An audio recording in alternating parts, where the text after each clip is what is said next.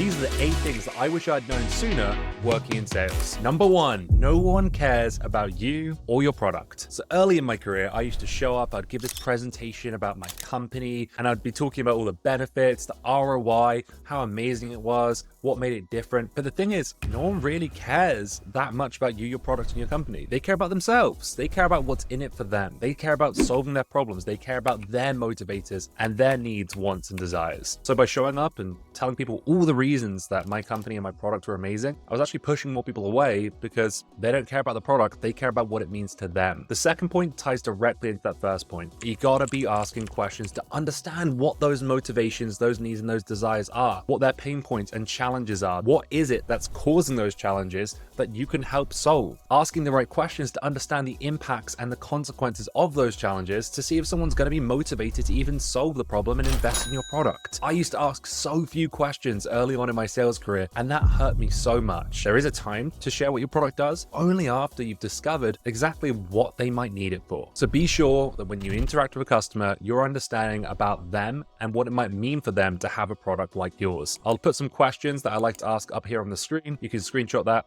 take them, use them, whatever. Numero 3, this one is so crucial if you want to avoid getting ghosted, if you want to keep progressing sales, especially for less transactional, more complex B2B business to business sales. You've always got to book a next step. To the point where I say, if I haven't booked a next step, there is no deal anymore. If I come off a call with no next step, just send them some information, let me talk to my team, whatever it might be, I have failed. Best case scenario, I'm gonna have to chase that person over email to get them back on calendar and keep progressing the deal. Worst case scenario, I probably won't ever hear from them again, and that one happens more often than the first. If I just booked next steps, I'm certain I would have probably closed a bunch more sales or wasted less time chasing customers, which is often the thing that kills you in sales. Chasing deals that aren't going anywhere. If someone won't agree to a next step with you, then that's often a good sign that they're not interested, which brings me on to number 4, disqualifying early. In April of 2021, I had a string of really high performing months. I'd set records for my company. So what I decided to do was self-reflect, see what I'd been doing well and what I'd been doing badly,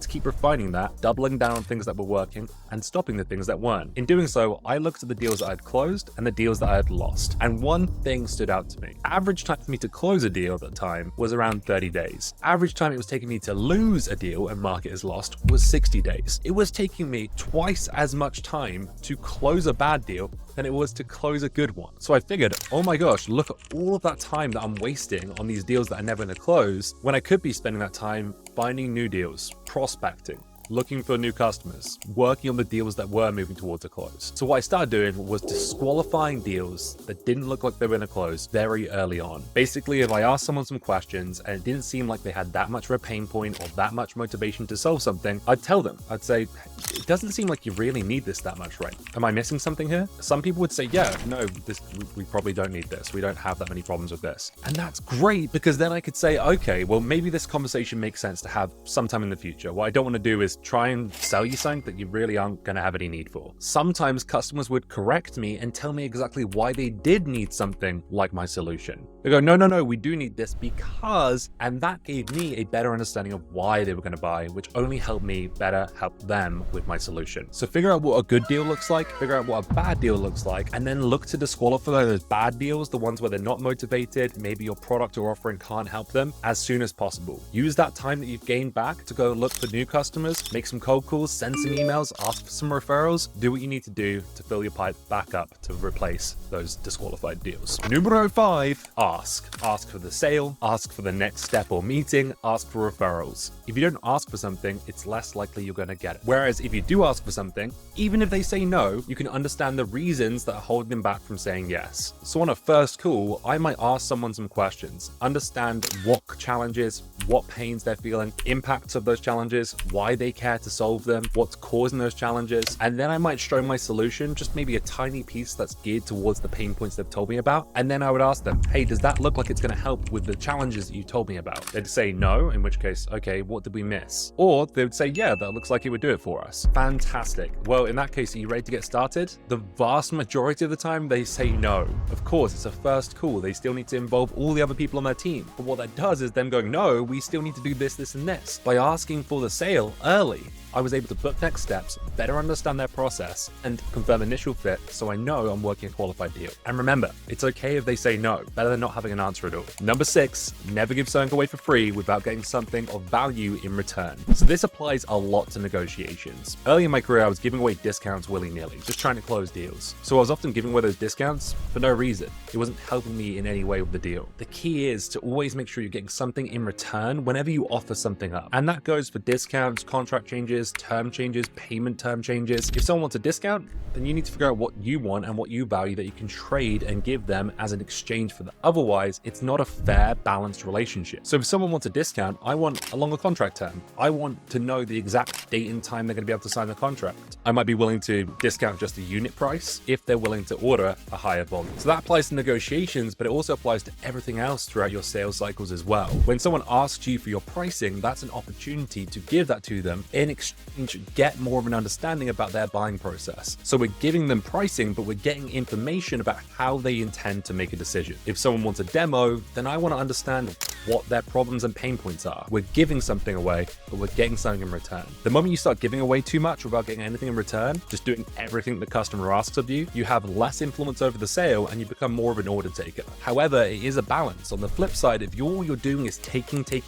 gathering information from the customer, but not giving them any information back, then you're just going to piss them off. There's an equilibrium that you need to find in sales of giving and getting that will lead to your customer relationships being more of a partnership rather than one or the other person just directing how everything's going to go. Number 7, have a sales process. Also know when your sales process isn't going to work and when you might be dealing with an exception that you need to break the process for. So a sales process to me is a set of predetermined steps or stages that I can follow that are going to result in a sale more often. And it's going to fit, I would say, probably 80% of the customers that come to you or that you reach out to. You've got to know that at step 1, I'm going to find out this, and then we're going to move to step 2, where we're going to do this, and then we're going to move to step 3, where we're going to do that, and maybe someone else is going to get involved here. Basically, you've mapped out the perfect sale, and you know all the steps involved to do that, and you follow them. But also, like I mentioned, you've got to know when that process won't work. Not every customer is the same, especially for inbound leads. If someone comes to you and you put them in step 1, even though they're kind of in their head more at step 3, there's going to be some conflict there. But especially when you start, it's really important to follow that process strictly, because if you're following the same steps every time, you can start to work out where things might be going wrong, where you can change things, tweak things to improve your conversion rates and close more sales. And number 8, probably already know this one because you're watching this video, don't trust your manager to train you. I've had a mix of brilliant and quite bad sales managers in my career. The brilliant ones changed the way I sell. They taught me a ton. They helped me, they coached me, they showed me where I was messing up, and I listened to them and it made me better. The bad ones didn't do any of that, and therefore I suffered and my results were bad. However, what I didn't do when I had a bad manager was go out and learn information from other places. There are courses that you can take. There are sales coaches who can help you work through challenges. There are YouTube, LinkedIn, and TikTok creators who put out great information for free. We're one of them. Please subscribe. There are hundreds of great podcasts out there that bring in new perspectives for you to learn from. And of course, there are a ton of amazing books and audiobooks that you can read or listen to that you can take ideas from to apply and test in your day-to-day life. Now, the key to remember with all of these is that not everything is going to work for you. It's really about understanding your style and knowing what works for you, your personality, and of course, the customers that you sell to. So don't go listen to a podcast and assume it's all gospel truth, and don't read a book and assume every single word written on the page is the only way to sell. I like to look at these sorts of information, find things that I like the sound of, and then go and test them with my customers during my sales conversations. And if it works, I'll keep it, and if it doesn't, I'll throw it out. But I'm always on the lookout for new approaches and things that I can adapt and adopt into my own sales process. So those 8 things I wish I'd known much sooner working in sales. If any of them are helpful to you, then please consider dropping a like on this video. And if you haven't already, subscribe to our channel. Peace and love and sales.